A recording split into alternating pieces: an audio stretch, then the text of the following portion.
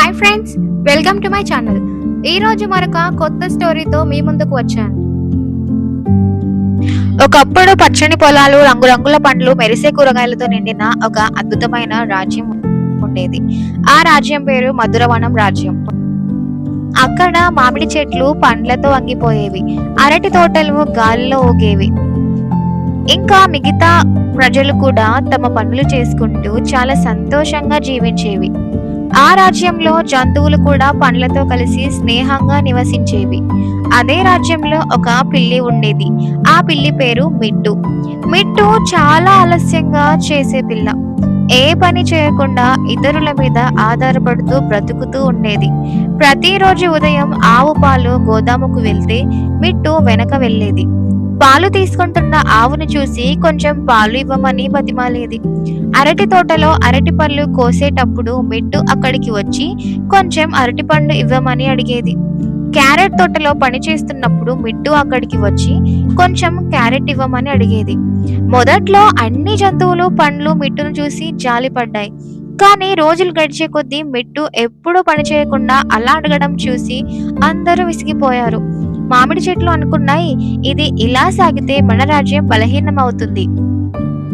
టమాటా పెద్దలు అనుకున్నారు, ఇది ఒక చెడు ఉదాహరణ అవుతుంది. కానీ మిట్టు మాత్రం అన్ని సరదాగా తీసుకుంది. మీరున్నారుగా అని నవ్వుతూ తిరిగేది. మిట్టుకు ఒక పెద్ద లోపం ఉండేది, అది గర్వం. నేను అందరికీ ఇష్టమైన దానిని, అందరూ నాకే ఇస్తారు అని అనుకునేది. ఒకరోజు మధురవనం రాజ్యంలో భారీ తుఫాను వచ్చింది. గాలులు బలంగా వీచాయి. వర్షం ఎడతెరిపి లేకుండా పడింది. మామిడి పండ్లు నేల మీద పడిపోయాయి. అరటి తోటలు కూలిపోయాయి. క్యారెట్ పొలాలు మునిగిపోయాయి. అన్ని పండ్లు కూరగాయలు తమ దగ్గర ఉన్న ఆహారాన్ని రాజ్య గోదాముల్లో దాచుకున్నాయి. మిట్టు మాత్రం ఏమీ దాచుకోలేదు. ఎందుకంటే అది ఎప్పుడూ ఇతరుల మీదే ఆధారపడేది.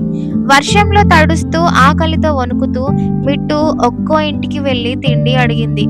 కానీ ఈసారి మామిడి చెట్లు తల ఊపాయి. మాకు ఇప్పుడు పండ్లు లేవు. అరటి పిల్లలు చెప్పారు, మాకు మిగిలింది లేదు. క్యారెట్ తత్తలు అన్నారు, నువ్వు కూడా కష్టపడాలి మిట్టు. మిట్టు గుండె పగిలిపోయింది. తన గర్వం, తన పనికిరాని జీవితం అన్నీ కళ్ళ ముందు తిరిగాయి. మిట్టు ఒంటరిగా కూర్చొని కన్నీళ్లు పెట్టుకుంది. నేను తప్పు చేశాను, ఇకపై మారాలి అని నిర్ణయించుకుంది. అప్పుడే రాజ్యంలో ఒక ప్రకటన వచ్చింది. మన రాజ్యం పునర్నిర్మాణం కావాలి. అందరూ కలిసి పని చేయాలి. పని చేయగల వారికి ఆహారం, ఆశ్రయం ఇస్తాం. మిట్టు మొదటిసారి జీవితంలో ఒక నిర్ణయం తీసుకుంది, నేను కూడా పని చేస్తాను అని. ఇంకా మరుసటి రోజు ఉదయం మిట్టు తొందరగా లేచి రాజ్యపనుల దగ్గరికి వెళ్ళింది. అరటి తోట శుభ్రం చేసింది. పడిపోయిన ఆకులను ఏరింది.